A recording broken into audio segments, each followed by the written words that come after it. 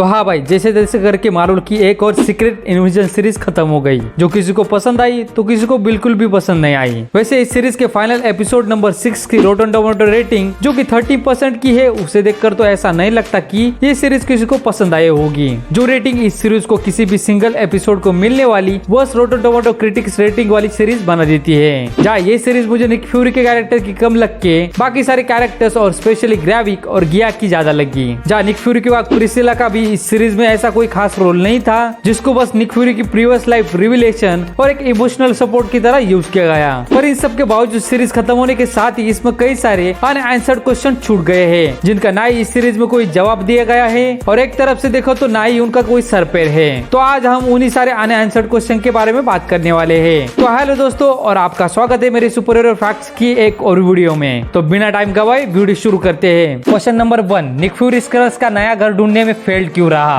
तो जैसे हम सबको पता ही है कि सीक्रेट इन्वेजन सीरीज की मेन स्टोरी यही थी कि कैप्टन मार्वल और निक फ्यूरी ने कैप्टन मार्वल मूवी के एंड में जो स्क्रल्स को उनका नया घर ढूंढ कर देने का वादा किया था, वो उसे पूरा नहीं कर पाए और इसी चीज के अराउंड सीक्रेट इन्वेजन की स्टोरी घूमती है, जिसकी वजह से ग्रेविक एक विलन बना और उसके ऊपर अर्थ को इन्वर्ट करके अर्थ को ही स्क्रल्स का नया घर बनाने का भूत सवार हो गया। पर ये बहुत शॉकिंग की बात है कि निक फ्यूरी जो एवेंजर्स जैसी टीम बनाने की काबिल था और कैप्टन मार्वल जो स्पेस में किसी भी प्लेनेट पर घूम सकती थी, वो स्क्रल्स को कैप्टन मार्वल मूवी के 1995 के इवेंट के बाद से एक भी प्लेनेट या फिर कहीं की रहने लायक जगह जिसे वो अपना खुद का घर बोल सके वो ढूंढकर नहीं दे पाए। पर क्या पता शायद से इसका जवाब हमें आगे आने वाली द मार्वल्स मूवी में अच्छे से दिया जाए। क्वेश्चन नंबर 2, स्क्रल्स को उनका नया घर मिल जाता पर? तो चलो एक बार के लिए मान भी लिया कि कैप्टन मार्वल और निक फ्यूरी स्क्रल्स को उनका नया घर ढूंढकर देने में फेल्ड रहे, पर स्क्रल्स चाहते थे उनको उनका नया घर या फिर कहे कि नया planet Avengers end game movie की स्टार्टिंग में या फिर बाद में भी फॉर श्योर मिल सकता था।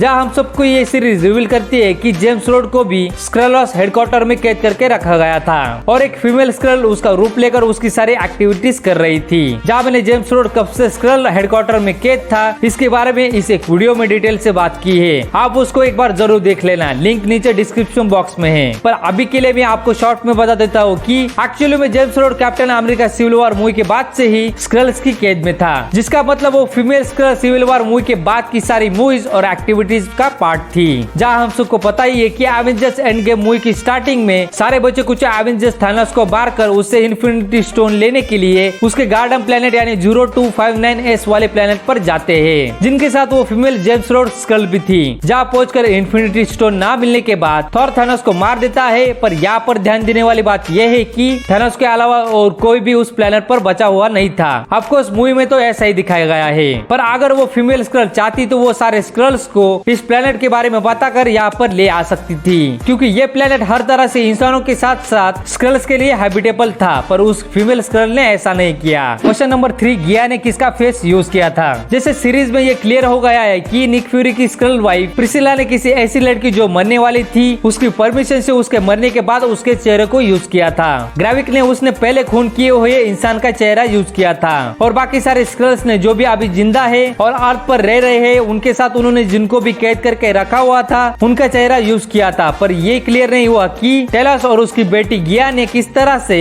और किस ह्यूमन का चेहरा यूज किया था। क्वेश्चन नंबर 4, निक फ्यूरी ने घोस्ट के डीएनए को कैसे कलेक्ट किया? जब एपिसोड नंबर 6 में निक फ्यूरी या फिर कहे कि उसका रूप लेकर आई गिया ग्रेविक को उस हार्वेस्ट डीएनए को देती है, तो ग्रेविक उस डीएनए को एक सुपर स्क्रल बनाने वाले मशीन में डालता है। जहाँ उस मशीन के ऊपर हमें कई सारे सुपर हीरोज और विलन्स के नाम देखने को मिल जाते हैं, जिनके बारे में मैंने पिछली वीडियो में आपको डिटेल से बताया है, आप उसको एक बार जरूर देख लेना, लिंक नीचे डिस्क्रिप्शन बॉक्स में है। पर इन्हीं सारे सुपर हीरोज और विलन्स में से एक नाम एंटमैन 3 मूवी में दिखी घोस्ट का भी होता है। पर यहाँ पर भी एक सवाल खड़ा होता है कि उस सुपर हीरोज और विलन्स की लिस्ट में घोस्ट का नाम क्या कर रहा है, क्योंकि वो तो एवेंजर्स एंड गेम मूवी के फाइनल बैटल सीन में दूर दूर तक कहीं नहीं थी। जहाँ सीरीज में ये बताया गया है कि निक फ्यूरी ने डीएनए को कलेक्ट करने के लिए भेजे हुए स्क्रल्स ने एवेंजर्स एंड गेम मूवी के बैटल के टाइम और बाद में सारे सुपर हीरोज और विलन्स के डीएनए को कलेक्ट किया है। पर फिर भी मान ले कि किसी तरह से उन्होंने घोस्ट को ढूंढ लिया होगा, पर वो उसके डीएनए को कलेक्ट कर ही कैसे सकते हैं, क्योंकि घोस्ट को उसकी पावर्स क्वांटम इंस्टेबिलिटी की वजह से मिली है, ना कि उसकी ब्लड में उसकी पावर्स है। तो वो घोस्ट के डीएनए को कलेक्ट कैसे कर सकते हैं? क्वेश्चन नंबर 5, कब से स्क्रल्स का अर्थ को इन्वेट करने का प्लान शुरू हुआ? तो जैसे हमें सीरीज में बताया गया है कि स्क्रल्स और स्पेशली ग्रेविक ने अर्थ को इन्वेट करने का plan Avengers end game movie के बाद ही स्टार्ट किया था। तो यहाँ पर एक सवाल खड़ा होता है कि फिर उन्होंने जेम्स रोड को Captain America America Civil War movie के बाद ही कैद क्यों करके रखा, और उन्होंने एक्सट्रीमिस्ट और last Thor the dark world movie में दिखा फ्रॉस्ट बीस्ट के कैरेक्टर के डीएनए को कलेक्ट कैसे किया,